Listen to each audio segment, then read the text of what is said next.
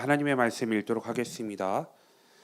두 군데예요. 하나는 둘 다 창세기인데 창세기 1장 26절 27절, 2장 18절부터 23절까지 두 곳의 말씀을 우리 함께 읽어볼게요. 창세기 1장 26절 27절 그리고 2장 18절부터 23절까지입니다.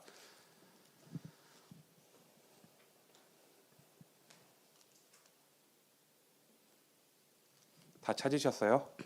네, 앞에 자막을 따라서 그리고 또 가지고 계신 성경책을 따라서 어플을 따라서 한 목소리로 읽어보겠습니다. 시작.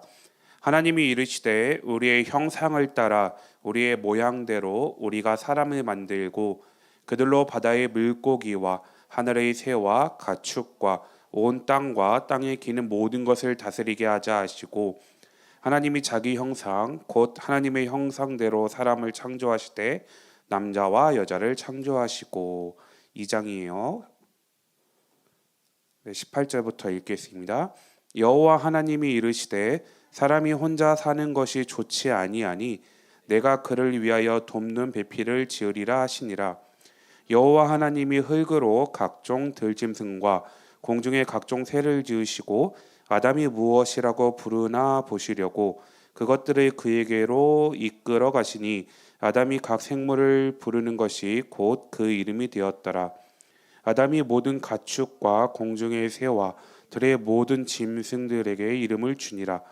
아담이 돕는 배필이 없으므로 여호와 하나님이 아담을 깊이 잠들게 하시니 잠들매 그가 그 갈빗대 하나를 취하고 살로 대신 채우시고, 여호와 하나님이 아담에게서 취하신 그 갈빗대로 여자를 만드시고 그를 아담에게로 이끌어 오시니 아담이 이르되 이는 내 뼈 중에 뼈요 살 중에 살이라.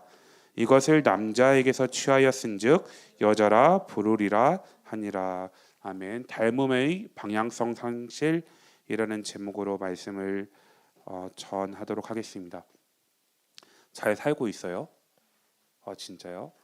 오, 네. 이 대답이 아니었는데. 네, 잘 살고 계시니 참 좋습니다. 날씨가 왔다 갔다 하는 것 같아요. 추웠다가 또 풀렸다가 하는데 이럴 때 감기 조심하셨으면 좋겠습니다. 여러분 그 릴스 많이 보세요? 아니면 쇼츠 많이 보세요? 저 지인을 통해서 이번 주에 어떤 릴스를 봤냐면 시골 교회 사모 스토리를 봤거든요. 아세요 혹시? 왜 이렇게 좋아하지? 네, 시골 교회 사모 그걸 접하게 됐는데 와, 그래서 저는 너무너무 사실 우울했어요. 왜 당황스러워? 왜 우울했냐면 그 스토리를 보니까 그 사모님 굉장히 예쁘게 생기셨더만요. 왜? 아니 사모님이 네, 근데 그 사모님이 이제 부여라는 곳에 내려가서 사모가 되기까지의 과정에 대한 그 내용을 봤거든요. 근데 그 사모님이 부여로 내려가기 전에 목사님이 혼자 목회하고 있었대요. 그때는 전도사였죠. 뭐 신대원을 다니고 있었는지는 모르겠지만 부여라는 곳에 어떻게 가게 됐는지 모르겠지만 가서 교회에서 목회를 하는데 1년 동안 91세 권사님 한 명하고 1년 동안 예배를 드리고 있었대요. 그래서 깊은 좌절과 절망 가운데 있을 때 그 스토리를 우연하게 사모님이 듣게 됐고 지인을 통해서 그 전도사님 한번 만나보고 싶다라고 얘기를 하고 결혼을 했어요. 대박이죠? 수도권에 살다가 부여의 그 깡촌에 내려가서 결혼을 하고 그 사모님이 어떤 역할을 했냐면 맨날 매주 주일 점심을 사모님이 직접 만들더라고요. 근데 요리 겁나 잘해요. 맛은 모르겠지만 막 되게 잘하더라고요. 맨날 그거 보면서 이제 스토리를 들려줬는데 그렇게 그 사모님은 주일마다 요리를 해서 이제 성도님들과 식사 교제를 하고 그 전에 전도사님과 그 할머니 한 분이 1년 동안 예배를 드리고 전도사님은 막 그 동네를 돌아다니면서 소금에다가 스티커 붙여가지고 다 하네. 잠깐 나와서 얘기해 줄래요? 네, 소금에다가 스티커를 붙여가지고 전도를 했는데 1년 가까이 다 돼갈 때 어느 날 어떤 할머니가 예배가 끝나는데 들어오셨대요. 들어오셔가지고 그 넓은 예배당에 한 이 정도만 우리 교회 사이즈만한 것 같아요. 전도사님 한 명이랑 91세 할머니랑 두 사람이 예배하는 모습을 보고 펑펑 울면서 기도를 했대요. 그리고 1년 동안 12명의 마을 사람들을 데려오셨다네요. 그리고 모르겠어요. 지금 더 늘었는지는 모르겠지만 제가 확인했을 때는 릴스에서 38명? 네. 그 정도로 이제 마을이 부흥되고 하는 일들을 보면서 그렇게 이제 부흥될 그 시기에 전도사님의 너무 멋있다 해서 96년생 사모님이 내려가서 그 전도사님과 결혼을 했고 그 사모의 역할들을 감당하면서 진짜 뭔가 대박이긴 존경심이 좀 드는 것 같아요. 그렇게 사역을 하는 모습을 보면서 이제 사모님이 릴스에다가 자기 막 그 영상들 찍어서 올리니까 조회수가 폭발을 했던데요. 막 좋아요가 막 5만 개 눌려 있고 막 그러면서 전국에 좀 유명해졌어요. 좀 이따가 CTS에 나온대요. 나와서 인터뷰하고 막 그 정도로 유명해지면서 많은 분들이 교회에다가 막 쌀도 보내고 막 반찬 보내고 뭐 보내고 막 하면서 자고 일어나면 집 앞에 쌓여 있고 막 이런 일들을 겪고 지금 뭐 은혜로 사역을 하고 있다라는 걸 보고 오늘 본문을 보면서 하나님 나는요? 라는 생각 때문에 사실 한 주 동안 정말 우울했어요. 그러면서 그 영상을 보면서 사람들이 좋아요를 막 누르고 팔로우 누르고 막 폭발적으로 반응을 하는 이유가 뭘까? 왜 반응을 할까? 라는 생각들을 해봤을 때 오늘의 말씀의 제목과 영향이 있지 않을까? 나는 비록 지금 그렇게 하지 못하지만 그렇게 하는 사람을 보면서 존경심이 들기도 하고 또한 멋지다 어떻게 저렇게 살 수 있지에 대한 그것들을 이제 닮아가고 싶어하는 마음이 사람들이 있지 않을까? 그거에 대한 반응으로 좋아요를 눌러주겠죠. 네, 우리는 이 세상을 살아가면서 그런 것 같아요. 내가 좋아하는 사람을 닮아가는 것 같아요. 특히 연애를 하면 이걸 진짜 많이 느끼는데 어느 시간이 흘러갈수록 사람들은 닮아가는 것 같아요.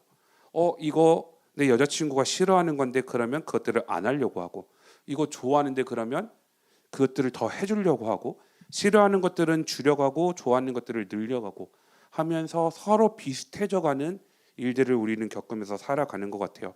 같이 오래 지내다 보면 나도 모르게 말투가 닮는 거 아세요? 알아요? 알 거라 믿어요. 말투도 닮고 자주 보는 사람은 심지어 표정도 닮아가요. 진짜 신기하게. 그리고 좋아하는 거, 싫어하는 것도 닮아가요. 제 멘토 목사님한테 물어봤거든요. 목사님 어떤 자매를 만나야 돼요? 라고 물어봤을 때 목사님이 대답하신 건 뭐였냐면 아무나 만나. 어차피 네가 좋다라고 판단해서 만난 그 사람도 그 사람만의 특징을 가지고 있고 다른 사람도 그 특징을 가지고 있어.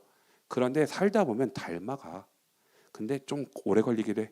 30년 지나니까 이제 입이 요리가 좀 맞더라라고 하시면서 그 뭐 말씀하셨던 게 생각이 나는데 그러면서 여러분들에게 질문 하나를 해볼게요. 여러분은 지금 누구를 닮아가고 계세요? 여러분들이 좋아하는 사람, 이성 친구가 될 수도 있고 부모님이 될 수도 있고 아니면 내가 존경하는 어떤 인물이 될 수도 있는데 여러분은 지금 누구를 닮아가고 계세요? 하나님은 사람을 맨 처음 만드셨을 때 어떻게 만드셨냐면 분명한 방향을 주셨어요. 그 방향이 누구냐면 하나님을 닮은 그 방향으로 사람을 만드셨어요. 26절의 말씀을 보면 하나님께서 이렇게 말씀하시죠. 우리가 우리의 형상을 따라 우리의 모양대로 우리가 사람을 만들자. 하나님이 사람을 만드셨을 때 그냥 막 만드신 것이 아니라 어떤 모습으로요? 하나님을 닮은 모습으로 만드셨어요.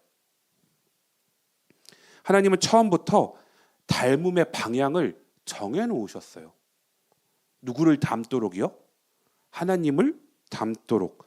그 방향은요, 여러분, 하나님이에요.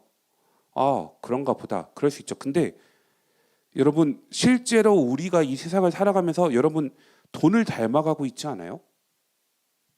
실제로 성공을 닮아가고 있지 않나요? 실제로 다른 사람들을 닮아가고 있지 않나요? 하나님을 닮아가라고 사람을 만드셨는데 돈을 닮아가고 있는 모습, 성공을 닮아가고 있는 모습, 다른 사람을 닮아가고 있는 모습이 혹시 우리의 모습은 아닐까요? 그런데 조금 전에도 말씀드렸다시피 우리가 정말 심각하게 고민해 봐야 될 부분이 뭐냐면 우리는 누군가를 닮을 수밖에 없어요. 근데 그 닮음의 대상이 하나님인가? 하나님이 아닌가? 이 질문을 심각하게 해봐야 되는 거죠. 그런데 오늘날 많은 현대인들은, 많은 젊은이들은, 청년들은 누군가를 무엇인가를 닮아가는데 그 닮아감에 있어서 방향성이 상실해 버린 거예요. 하나님을 닮아가는 방향으로 살아가야 되는데 하나님을 닮아가기보다 하나님을 대체하는 그 무언가, 돈, 명예, 성공, 아니면 어떤 사람, 이런 모습으로 살아가고 있기 때문에 말씀의 제목이 닮음의 방향 상실인 거예요. 근데 여러분 진짜 열심히 살지 않아요? 그쵸? 지금 청년들만큼 열심히 살았던 청년 세대가 없는 것 같아요. 역사를 놓고 보면 지금 청년들이 정말 치열하게 사는 것 같아요. 원래 어른들 얘기 들어보면 대학에 낭만이 있었어요. 뭐 학사 경고 맞고 F 맞고 그래도 또 다니면 되지. 근데 지금 청년들은 대학교 딱 들어가자마자 취업 준비를 시작을 해요. 왜요? 취업 시작이 그만큼 힘드니까. 좋은 직장을 얻기 위해서 자격증을 따고 대학에서 충분히 깊게 사고하고 생각하고 관계를 쌓고 교양을 길러야 할 시간에 취업 준비를 한단 말이죠. 왜? 우리의 삶이 그만큼 치열하니까, 일자리를, 좋은 양질의 일자리를 구하기가 어려우니까. 가만히 있는 사람 거의 없어요. 다 이런 분위기이기 때문에 저마다 정말 열심히 살아요. 그런데 이상하게도 그렇게 열심히 사는데 사람들이 점점 지쳐요. 점점 피곤해지고 정말 애쓰는데 만족감은 점점 사라지는 시대를 우리가 살아가고 있죠. 왜요? 왜 그럴까요?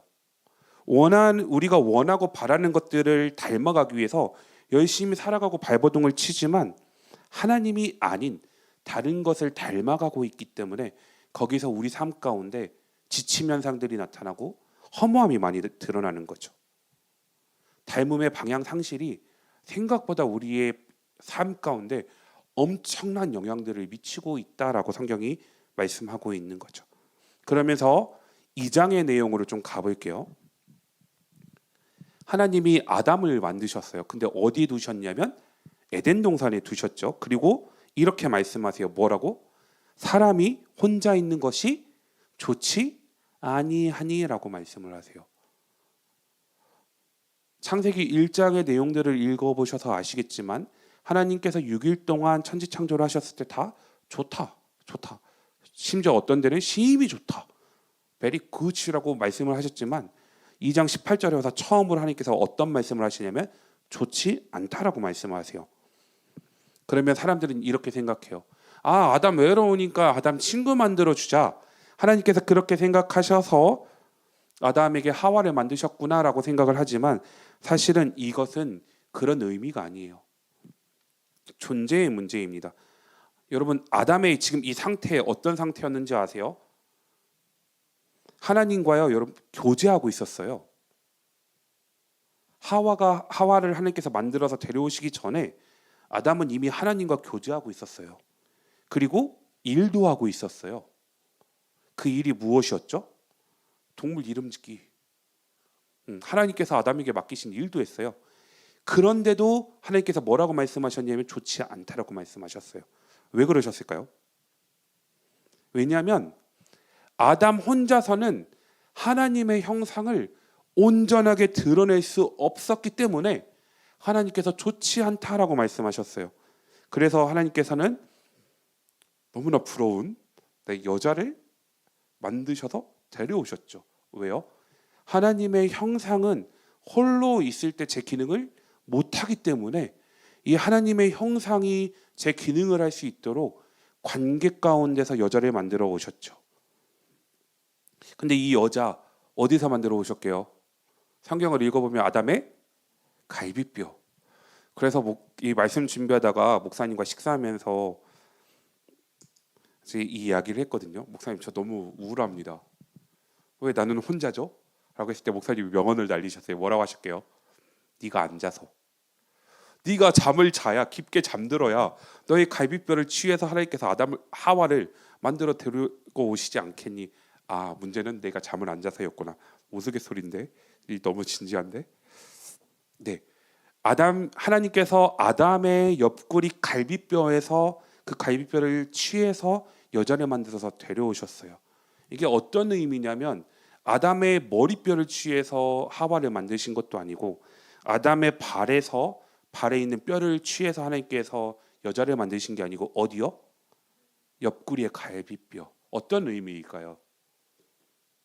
평등한 존재, 동등한 존재. 이거는 근데 이게 왜 하나님께서 굳이 옆구리의 갈비뼈에서 하와를 만들어 오셨을까? 머리에서 만들어 왔다면 아마 여자가 지배할 거예요. 근데 실제로 세상은 다스리는 건 남자지만 남자를 지배하는 건 여자니까 이게 틀린 말 같긴 한데, 위에서 지배하라고 여자를 만드신 것도 아니고 아래서 눌리라고 만드신 것도 아니고 옆구리에서 갈비뼈를 취해서 하와를 데려오심으로 서로 마주보는 것 가운데 하나님을 바라봄으로 서로의 관계 가운데 하나님을 닮아가라고 하와를 그렇게 만들어 오신 거죠. 여기서 중요한 포인트 하나, 뭐냐면 하나님의 형상은 절대로 혼자 완성되지 않는다는 사실입니다. 하나님의 형상은 관계 안에서만 완성됩니다. 왜요? 하나님께서 처음부터 그렇게 만드셨기 때문이죠. 관계 속에서 드러나요. 혼자 있을 때 절대 드러나지 않아요. 여러분, 사랑, 배려, 책임, 인내, 용서 이런 것들 혼자 있을 때 절대 못 배워요. 근데 관계 안에 있을 때 그때서야 이런 것들이 훈련됩니다. 그렇죠? 나 혼자인데 사랑이 뭐 필요해? 그냥 나만 잘 먹고 잘 살면 되지. 나 혼자인데 배려할 게 뭐 있어요? 내 마음대로 하면 되지. 근데 이게 좀 좋긴 해요. 다른 거 신경 안 써도 되고. 나 혼자인데 뭐 배고플 때 먹고 쉬고 싶을 때 쉬고 얼마나 좋아요. 인내 용서 필요 없죠. 그런데 이런 것들은 관계 안에서만 드러나고 하나님께서 이 관계를 통해서 하나님의 형상이 발현되도록 그렇게 드러나도록 만드셨는데, 사실 이렇게 하나님께서 닮음의 방향을 하나님을 닮아가고 관계 안에서 하나님을 닮아가도록 사람을 만드셨는데, 실제로 우리는 관계 안에서 하나님을 닮아가기보다 상처를 닮아가는 것 같아요. 비교를 닮아가고요, 불신을 닮아갑니다. 그리고 자기 방어를 닮아가요. 나만 잘 되면 되지를 닮아가요. 그래서 관계가 회복의 자리가 아니고요, 오히려 소모의 자리가 돼버리는 세상을, 교회 안에서의 공동체 생활을 우리는 그렇게 하고 있는 것 같아요. 관계가 힘든 이유가 뭘까요? 사람이 나빠서요? 진짜 그럴까요? 아니요. 닮음의 방향성이 틀어졌기 때문이에요.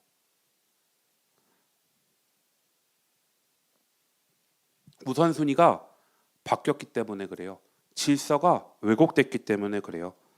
상대방에서 하나님의 형상을 보려 하지 않고 상대를, 내 욕구를, 내게 만족이 되는 그것들을 채워줄 존재로 보기 때문에 그래요. 그렇게 되기 시작하면 여러분, 반드시 관계는 깨지고 무너집니다.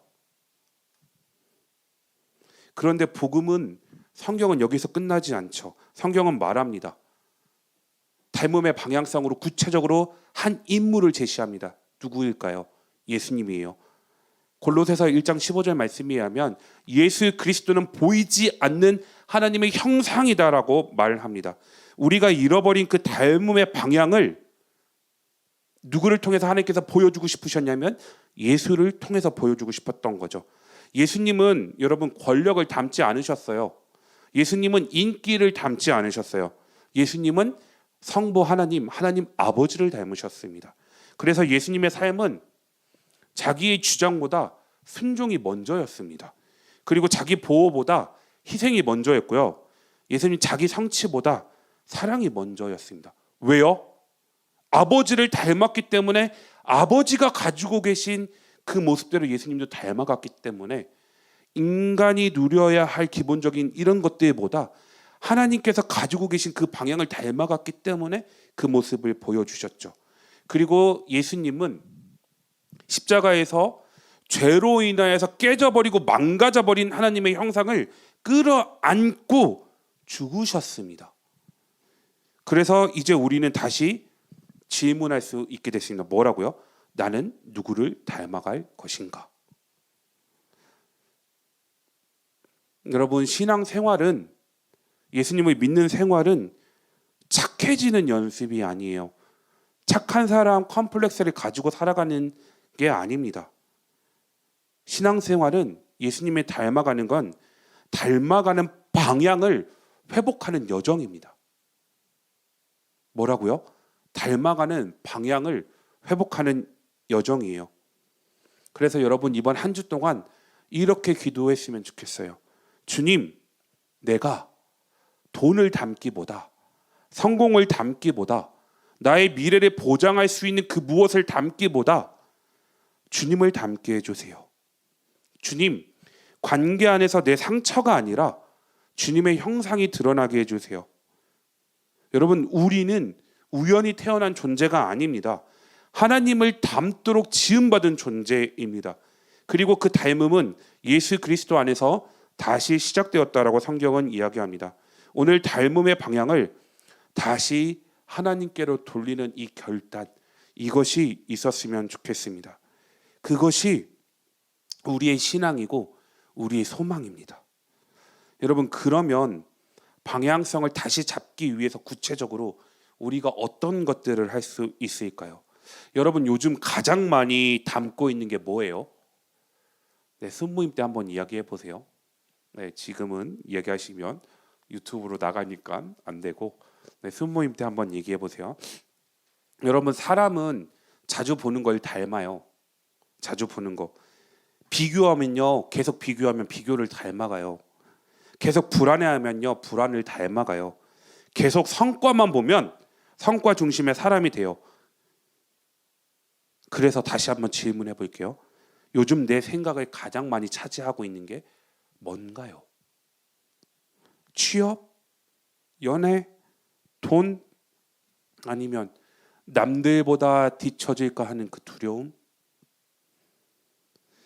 만약에 이런 것들이 있다면 여러분, 그게 여러분이 지금 닮아가고 있는 그 대상일 겁니다.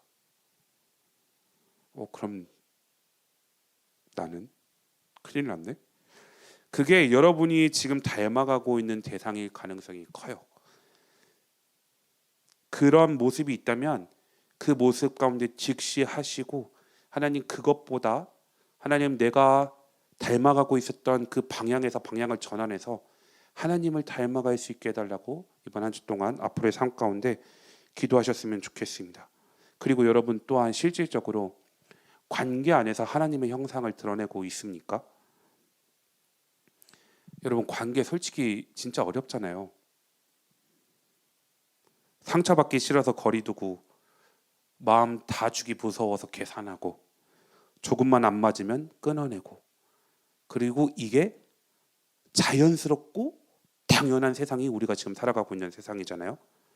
그런데 관계 안에서 제일 중요한 질문은 이거예요, 여러분. 이 관계 안에서 내가 하나님을 닮아가고 있는가? 상대방이 내 기대를 채워주는 것에서 만족하는 것이 아니라 내가 이 관계 안에서 하나님을 닮아감으로 어떤 사람이 되어가고 있는가죠. 더 이기적인가? 더 방어적인가? 아니면 내가 조금 더 인내하고 있는가? 관계는요, 상대를 평가하는 자리가 아니라 내 닮음의 방향을 점검하는 자리입니다. 그래서 성경은 공동체가 중요하다고 끊임없이 이야기합니다. 왜요? 공동체 안에서만 하나님을 제대로 닮아갈 수 있거든요. 그리고 세 번째, 예수님을 닮는다는 건 오늘 내 삶에서 뭐가 달라지는 걸까? 이런 고민을 한번 해봤으면 좋겠습니다. 예수님 닮아야죠. 알아요. 너무 근데 추상적이에요. 예수님을 닮는다는 게 뭐지? 뭘까요? 예수님을 닮는다는 건 오늘 한 번 더 참는 거, 관계 안에서도 한 번 더 참는 거. 이거 한 번만 해도 대단할걸요. 한 번 더 덜 말하는 거. 그쵸? 여기까지 올라왔어. 이 한마디를 하면 카타르시스를 느낄 것 같아. 나의 있었던 감정을 다 쏟아낼 수 있을 것 같아. 근데 그 한마디를 참는 거. 오늘 한 번 더 이해하려고 노력하는 거. 그리고 나만 옳다는 생각을 내려놓는 거. 이게 실질적으로 예수님을 닮아가는 모습일 겁니다. 거창하지 않죠. 신앙은 여러분 하늘로 날아가는 게 아니고 땅에서 조금 다르게 사는 겁니다. 그렇죠? 말씀을 좀 정리해 보도록 하겠습니다. 닮음의 방향, 상실. 하나님께서 우리를 애초에 만드실 때 하나님을 닮아가도록 만드셨는데 그 죄가요 들어와서 닮음의 방향을 왜곡시켜 버렸어요. 그래서 사람들은 돈을 닮아가고 명예를 닮아가고 성공을 닮아가고 어떤 사람을 닮아가요. 근데 성경은 오늘 본문의 말씀은 이게 잘못됐다. 닮음의 방향을 다시금 하나님께로 돌려라 라고 얘기를 하는 거예요. 그 돌리는 방향의 대상이 누구일까요? 예수 그리스도라고 이야기를 합니다. 그래서 다시금 이 땅에서 사는 동안 닮음의 방향성을 관계 안에서 날마다 점검하고 이 안에서 예수님을 닮아가고 있는가 끊임없이 질문하면서 한 번 더 참고 한 번 더 인내하고 한 번 더 생각하고 하라고 오늘 말씀을 하고 있는 거죠. 그런데 여러분 오해하시면 안 돼요. 완벽해지라고 지금 말씀을 드리는 게 아니에요. 그 컴플렉스에 갇히시면 안 됩니다. 방향을 말씀드리는 거예요. 어차피 우리는 이 세상에서 완벽해질 수가 없어요. 왜요? 죄가 우리를 안 놔주거든요. 완벽해지라고 말씀을 드리는 게 아니에요. 방향성을 말씀드리는 거예요. 넘어질 수 있어요. 실패할 수 있어요. 좌절할 수 있어요. 흔들릴 수 있어요. 하지만 다시 이렇게 말할 수 있다면 그건 믿음이에요. 그래도 나는 하나님을 닮아가고 싶어요. 쓰러지고 넘어지고 이런 나한테 소망이 없어라고 생각이 들 때 하나님 나는 그래도 예수님을 닮고 싶어요. 이 한마디를 할 수 있는 게 진짜 성경에서 말씀하는 믿음입니다. 오늘 예배가 끝나고 삶이 갑작스럽게 바뀌지 않아도 여러분 괜찮아요. 다만 이 질문 하나만 남기고 가셨으면 좋겠습니다. 나는 지금 누구를 닮아가고 있는가?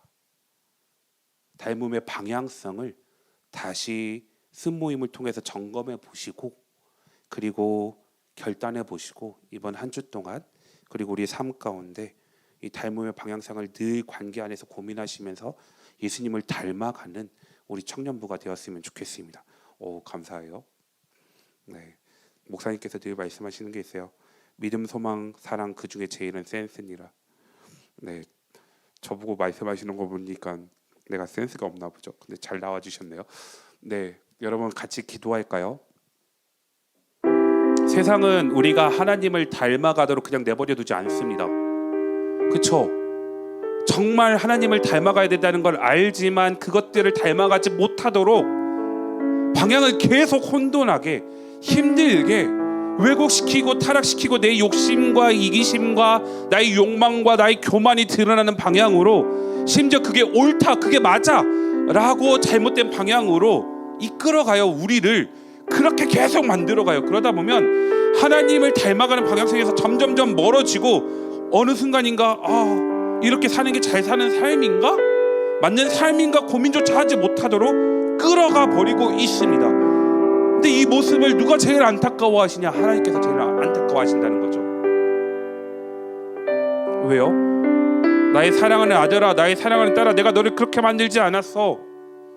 나를 닮아가도록 너희를 그렇게 만들었는데 너무너무 속상하다라고 말씀하시는 거죠. 여러분 그러면서 우리 이 질문을 남겨봅시다. 나는 누구를 닮아가고 있는가?